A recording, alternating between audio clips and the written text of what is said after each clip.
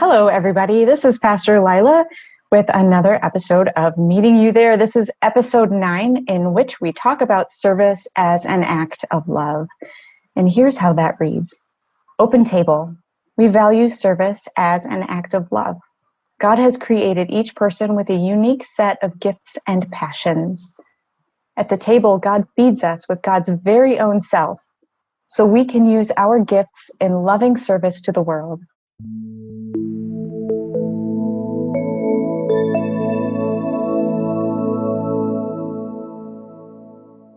My guest today is Deacon Justin Rimbaud, who is our Director of Worship Arts and has been for, is it 2 or 3 weeks now, Justin? Time has no meaning. Time. Oh my gosh. It might be 3 weeks. I might have been here for a year already, and I'm not. Sorry, I don't mean to jump right in with nonsense. Oh my gosh. You are a truth teller, as we can see right now. I have no idea how long I've been here. I really don't. Okay, everybody raise your hand if you have no idea what day it is or month it is, or we all know it's 2020 because come on, it's 2020, but yeah. 3 weeks sounds about right. Let's call it 3 weeks. Pretty new to the Shepherd of the Lake community, and I have to say that I have thoroughly enjoyed our time together so far. I'm really looking forward to serving in together in the future, and I'm super grateful that you are here today to talk with me about service as an act of love. And so, could you tell us a little bit about you're a deacon? Yep. And pastors are called to the ministry of word and sacrament, which is baptism and communion, and deacons are called to the ministry of word and service. Right. Right. So can you just say a little bit about that? Yeah. So to unpack the code, right? To unpack the coded language. Yes. That we sort of use in the church. Wait, what? So, there's coded language in the church? What? Huh? So like you said, there are those two different rosters of leaders within the ELCA, within the Evangelical Lutheran Church in America. And deacons are called to word and service, which I hate to describe things as like a negative call. I remember in a recent sermon from Pastor Dan, he was like, we don't have negative calls, we have positive calls. But for one thing that sticks out to me is when we say deacons are word and service, it means, number one, we don't do sacraments unless it's like an emergency, unless it's, I think the word is extraordinary circumstances, which is always a loaded sort of phrase for me because what isn't an extraordinary circumstance? 2020 is an extraordinary circumstance. Extraordinary. So number one is we don't typically, almost ever, do baptisms or communion unless it's an absolute sort of like the only option. But we are called to service. And so part of that is that whereas pastors are, and I'm making up a number here, but let's say 90% of the time within a congregational call or a parish call where they're leading a community, deacons are called with a lot more range, sort of flexibility of what they're going to do with their call. And so in a lot of cases, deacons will work at churches. So for example, here I am, I've been here for 3 weeks or whatever. But deacons also end up doing things like working as advisors at publishing companies, or teaching, or working at summer camps, or working as social workers. So there's a big sort of range of places where deacons are called to be that's usually more out in the world. And so a deacon's call is based around serving other people. And so when they say word and service, it's both of those things together. That's the way I think of it anyway. This isn't an official stance. When a deacon preaches the word, we do it by serving other people and serving our neighbors. We don't necessarily do it from a pulpit or by the means of grace or by, presiding over the table. And so in my particular call, I'm called to planning worship and worship music and art in worship. And that's what I'm most passionate about. But I never really felt like I want to preside over communion or baptize someone.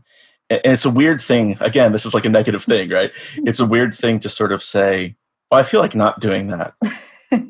Deacons often, I think, and I don't know if any deacons will ever hear this or listen to this, but deacons often get the question, well, why aren't you just a pastor? Like, why don't you just like do another year of seminary and be a pastor?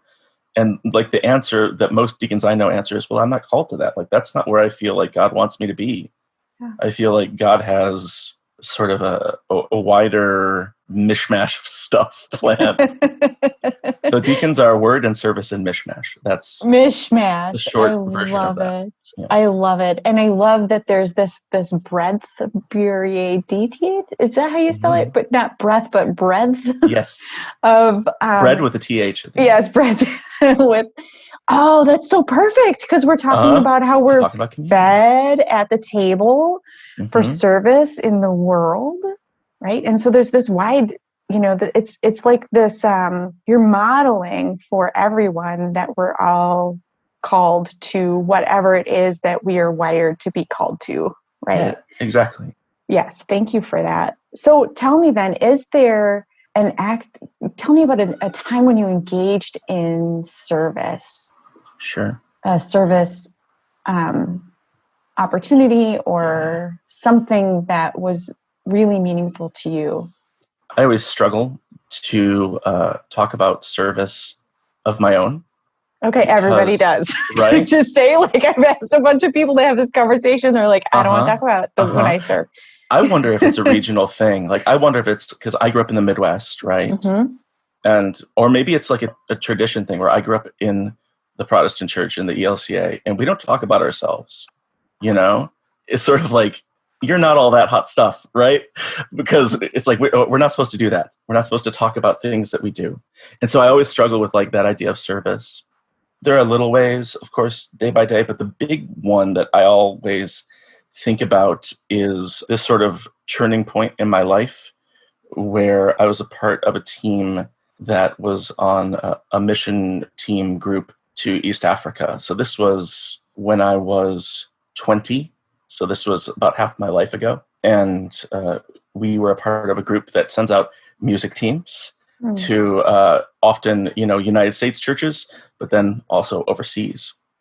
And so I was a part of a team that went to Tanzania and Kenya and Uganda. And I think that the short version is number one, this is where I really felt like I heard God's call to focus on music ministry and worship for the first time in a very clear and straightforward way.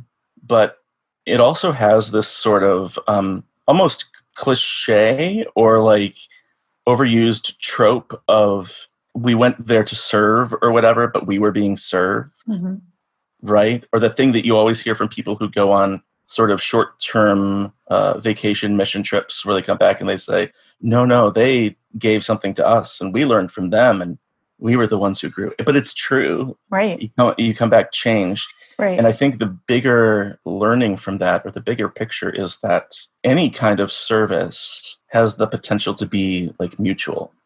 Yeah.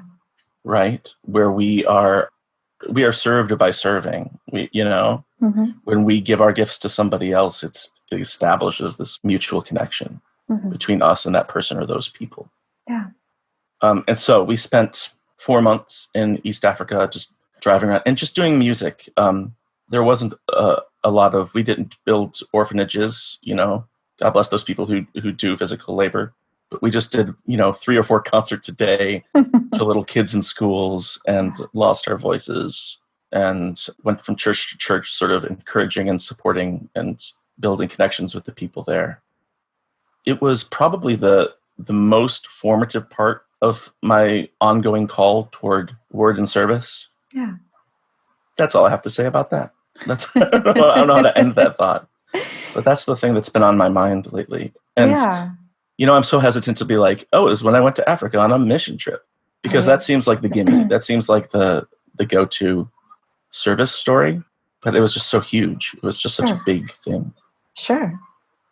Yeah, I appreciate you sharing that with us. And I'm fascinated by call stories. And so to hear you say that's when you felt or heard God's call in a really clear way. How did you know? what did that call feel like? How did that, I mean, that's the perennial question, right? Like, how do I know if it's God's voice or if it's my voice or. Right. Well, in like a similar sort of spirit of that really good Lutheran paradox, it was both like a moment and then it was like a lifetime of discernment that surrounded it and followed it. And so, on one hand, I remember we were in a town called Bukoba in Tanzania, which was by Lake Victoria, and we were staying at a guest house there. And I had spent 3 months, and I don't want to knock, media and things like that, but 3 months away from television. This was before smartphones. This was all that. I didn't have an MP3 player. I didn't have, and so it was just 3 months of almost just when you don't have anything to do, it's just silence. Yeah. And it's just sort of, you could read a book, but you're sitting and sort of waiting. And I was just lying in the guest house bed and I'm like, I could do this for the rest of my life. Yeah. Like I could feel God calling me toward working through music and through the arts to glorify God and serve people. And I could do that. And then of course, 20 years of me going, well, maybe, I don't know, and jumping from job to job and, to talking with trusted advisors and making mistakes. And Yeah. It's it's very human. It's a very human journey.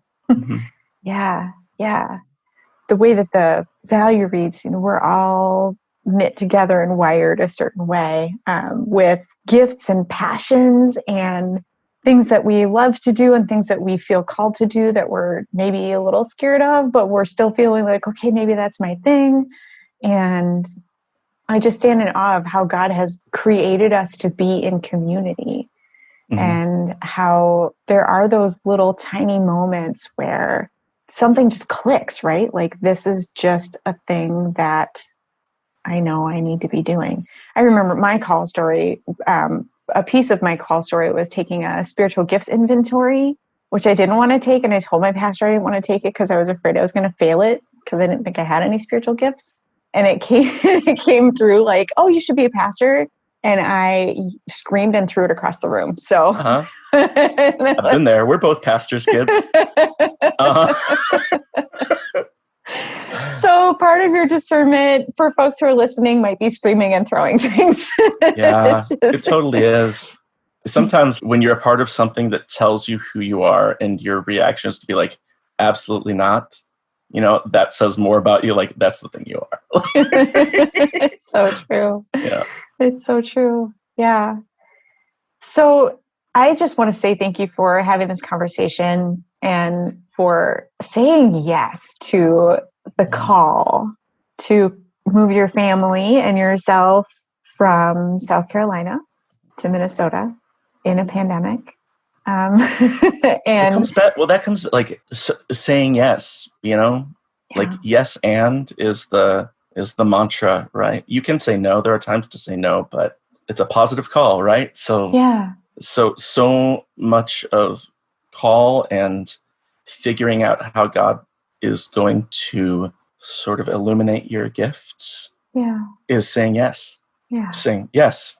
And 20 years of discernment, and moving to Minnesota. But okay, here for it. Yeah. Yeah. And it's not just the big things, right? It's the little things. It's how we show up in our day-to-day lives. And that's part of the reason I was so hesitant to be like, here's a story of when I went to Africa, because it has nothing to do with the size of it, the outward size of it. We serve in such small ways, in one-on-one situations, in small acts of service done with great love, Absolutely. And sometimes that service is just holding space for somebody, allowing them permission to just be who they are and how they are and loving them as they are. Sometimes that service is granting ourselves that same kind of grace, or rather allowing or receiving God's grace. Yeah. And when I came to shepherd in a similar fashion of that feeling of, oh yeah, this is the right move, or this is the right step, is when I could see the values of Shepherd of the Lake presented so clearly in the open hearts and open minds and open table. Yeah. That openness is service, right? It is. Leaving space for someone and welcoming someone. Yeah. Yeah. And it's not, we didn't come up with it, right? It's not like, oh, Shepherd of the Lake has this figured it out. Groundbreaking, it's like bleeding edge, right? Right. Doing something brand new, welcoming people. Brand new. It's just, we are just articulating the ways that we are called to be stewards of God's radical openness and God's radical grace and God's radical love for us and for everyone. And so I'm super grateful that we get to serve together. Me too. You and me and the rest of the staff, and also everybody who's listening, that we all get to serve together by being who we are and who God has knit us together to be. And sometimes we kind of wander around and we think, I'm not really sure what that is or what I have to offer. And what it is you, just you, who you are and how you show up in the world. And I just love you all. I really do. And we miss you and are looking forward to the time when we can be together in worship and in service. And until that happens, we're grateful that you're out there serving this world by being who you are and remembering that you're loved and allowing God's love to flow through you in the way that you were created to do that. So, Justin, thank you so much for being with me today for this conversation. Thank you. Yeah, it's been great. All right, everyone, until next time.